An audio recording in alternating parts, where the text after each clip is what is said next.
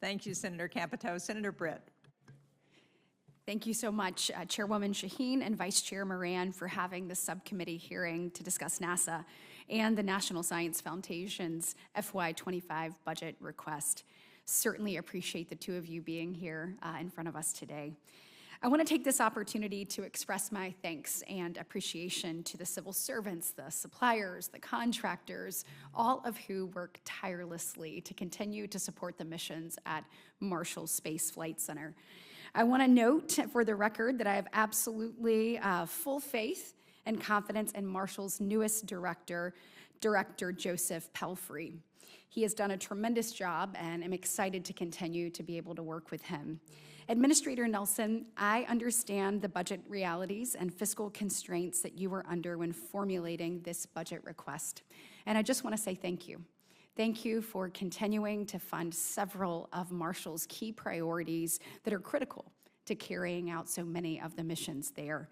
Space launch system, the human landing system, and the nuclear thermal propulsion. I am greatly appreciative and look forward to working with you on each of those. I know we must continue to invest in these important programs, and I want to thank Chairwoman Shaheen and Vice Chair Moran for their commitment to making sure that these are properly funded. Maintaining the Artemis mission schedule is imperative to ensuring that we beat China back to the moon. However, earlier this year, NASA revealed that because of various safety and hardware issues, the Artemis 2 mission is now delayed until September 2025, so nearly 1 year behind schedule.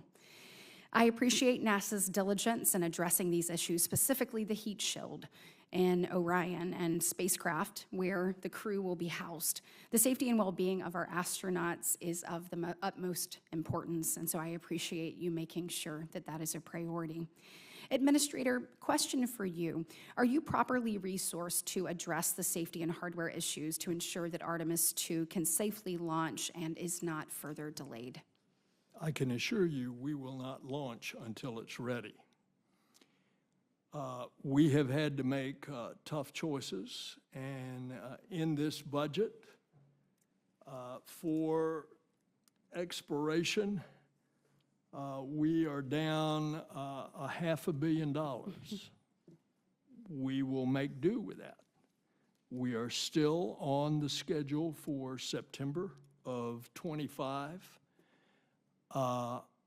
Artemis 2 is meeting all the milestones. Good.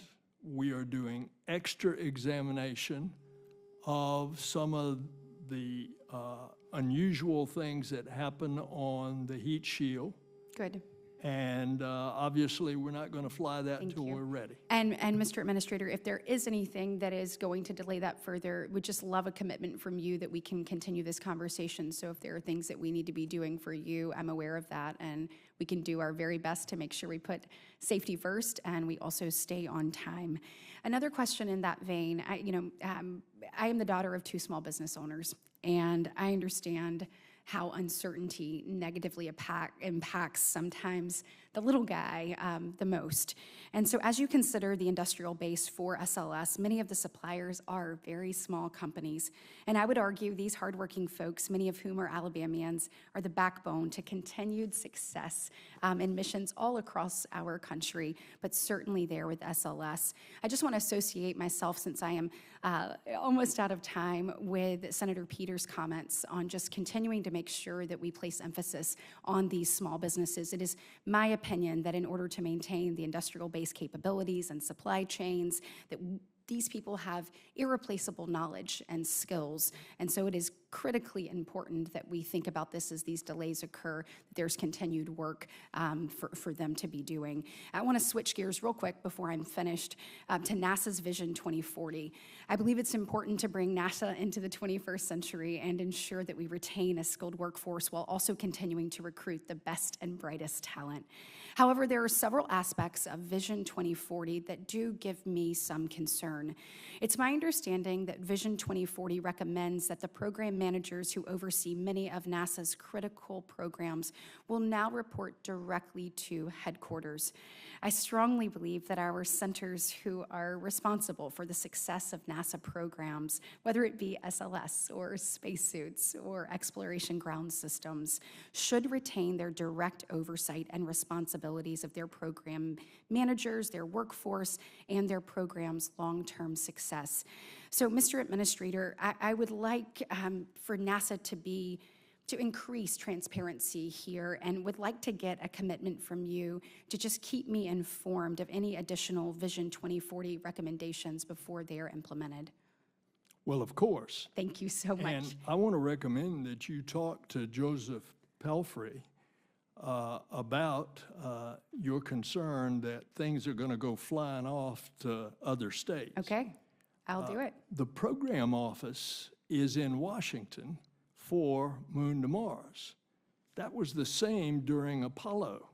The program office was where you can bring everything together. Now, you ask about suppliers for Artemis. You have 85 companies in Alabama that are suppliers. The amount of money NASA sends to Alabama is $2.7 billion each year. That's about 14% of NASA's entire budget. And boy, we're grateful. And that includes 24,000 direct NASA employees. So Alabama is a very big part of what is happening and is inextricably entwined in the success Thank you so much, of Mr. Administrator. NASA and our Moon to Mars program. We are really proud of the work that is done in our great state, and excited to continue to see it happen here, and thank you for your commitment. May I say just one more thing? I realize I am out of time, Madam Chairwoman. Director Ponch, I just want to say I am out of time, and she is being so gracious to allow me to say this. I would like to just associate myself with Chairwoman Shaheen's comments, Senator Reed's comments, Senator Heinrich's comments. Just when we're taking a look, obviously, at track one, we're looking at I have great concerns, and so I am out of time, and I appreciate the grace, but if you will just associate me with her comments on this and know that it is a concern that I have deeply as well. Thank you.